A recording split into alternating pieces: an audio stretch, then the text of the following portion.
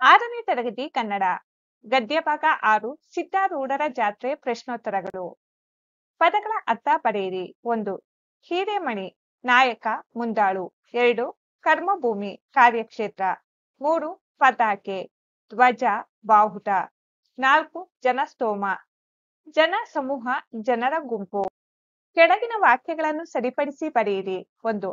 ಅಲ್ಲಿ ಜಾತ್ರೆ ದಿನ ಶಿವರಾತ್ರಿಯ ಕೂಡುತ್ತದೆ. ಸರಿಪಡಿಸಿರುವ ವಾಕ್ಯ ಶಿವರಾತ್ರಿಯ ದಿನ ಅಲ್ಲಿ ಜಾತ್ರೆ ಕೂಡುತ್ತದೆ. 2. ಮಠದ ಮಂಟಪ ಮುಂದೆ ಹಾಕಿದ್ದರು ದೊಡ್ಡ. ಸರಿಪಡಿಸಿರುವ ವಾಕ್ಯ ಮಠದ ಮುಂದೆ ದೊಡ್ಡ ಮಂಟಪ ಹಾಕಿದ್ದರು. 3. ಮಿಠಾಯಿಗಳನ್ನು ಶಾಲೆಯ ಕೊಂಡರು ಮಕ್ಕಳು. ಸರಿಪಡಿಸಿರುವ ವಾಕ್ಯ ಶಾಲೆಯ ಮಕ್ಕಳು ಮಿಠಾಯಿಗಳನ್ನು ಕೊಂಡರು. 4. ಹೋರಾಟದ ಸಕ್ರಿಯವಾಗಿದ್ದ ಸ್ವಾತಂತ್ರ್ಯ ಮಠವಿದು ಸಮಯದಲ್ಲಿ. ಸರಿಪಡಿಸಿರುವ ವಾಕ್ಯ ಸ್ವಾತಂತ್ರ್ಯ ಹೋರಾಟದ ಸಮಯದಲ್ಲಿ ಸಕ್ರಿಯವಾಗಿದ್ದ ಮಠವಿದು. ಪದಗಳನ್ನು ಬಳಸಿ ಸ್ವಂತ ವಾಕ್ಯ ರಚಿಸಿ. 1. ಪ್ರೇರಣೆ ಗುರುಗಳ ಪ್ರೇರಣೆಯಿಂದ ರವಿಯು ಸಂಗೀತ ಕಲಿತನು. 2. ಕಷ್ಟ ಕಾರ್ಪಣ್ಯ ಮನುಷ್ಯನಾಗಿ ಹುಟ್ಟಿದ ಮೇಲೆ ಕಷ್ಟ ಕಾರ್ಪಣ್ಯ ಅನುಭವಿಸಲೇಬೇಕು.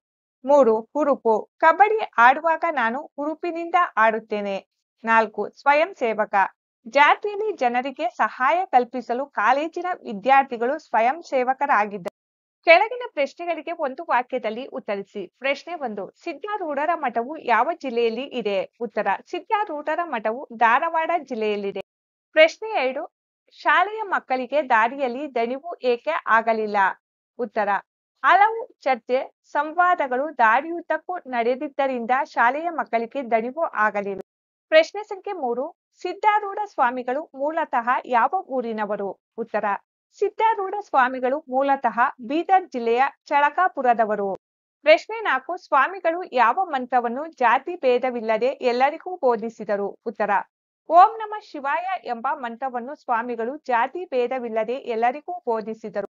ಪ್ರಶ್ನೆ 5. ಮಠದಲ್ಲಿ ಶಾಲೆಯ ಮಕ್ಕಳು ಯಾವ ಕೆಲಸಗಳನ್ನು ಮಾಡಿದರು? ಉತ್ತರ: ಮಠದಲ್ಲಿ ಶಾಲೆಯ ಮಕ್ಕಳು ಕೆಲವರು ನೀರು ತಂದು ಕೊಡುವ, ಕೆಲವರು ಬಂದ ಜನರಿಗೆ ಊಟ ಬಡಿಸುವ ಕೆಲಸಗಳನ್ನು ಮಾಡಿದರು.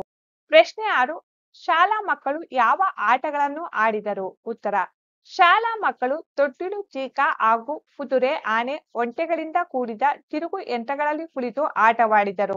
ಪ್ರಶ್ನೆ 7. ಸಿದ್ಧಾರೂಢರ ಮಠದಲ್ಲಿ ಸ್ಫೂರ್ತಿಯನ್ನು ಪಡೆದ ರಾಷ್ಟ್ರ ನಾಯಕರು ಯಾರು? ಉತ್ತರ: ದೇಶದ ಸ್ವಾತಂತ್ರ್ಯಕ್ಕಾಗಿ ಹೋರಾಡುತ್ತಿದ್ದ ಗಾಂಧೀಜಿ ಮತ್ತು ತಿಲಕರಂತಹ ರಾಷ್ಟ್ರೀಯ ನಾಯಕರು ಸಿದ್ಧಾರೂಢರ ಮಠದಲ್ಲಿ ಸ್ಫೂರ್ತಿಯನ್ನು ಪಡೆದರು. ಕೆಳಗಿನ ಪ್ರಶ್ನೆಗಳಿಗೆ 3-4 ವಾಕ್ಯಗಳಲ್ಲಿ ಉತ್ತರಿಸಿ. ಪ್ರಶ್ನೆ 1.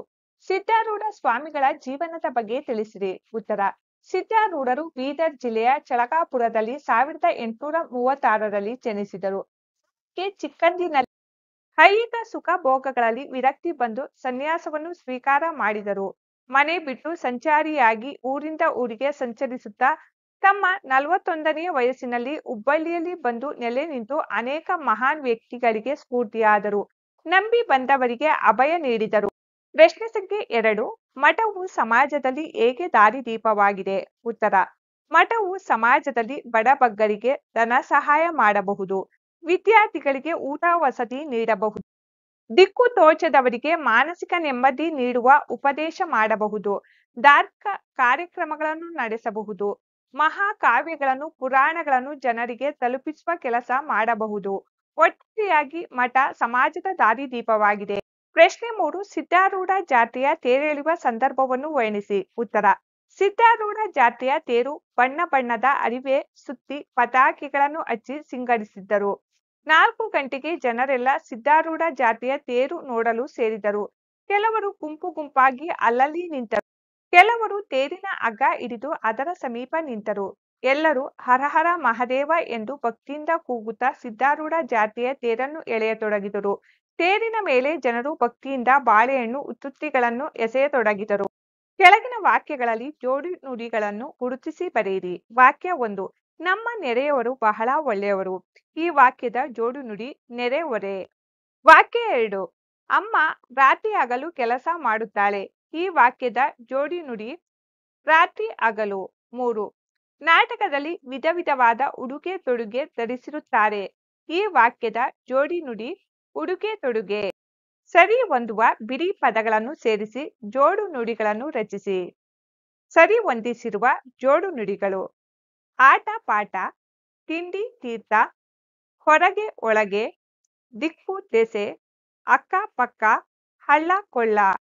ಕೆಳಗಿನ ವಾಕ್ಯಗಳಲ್ಲಿ ಕರ್ತೃ, ಕರ್ಮ, ಕ್ರಿಯಾಪದಗಳನ್ನು ಗುರುತಿಸಿ ಪಟ್ಟಿ ಮಾಡಿ ಬರೆಯಿರಿ.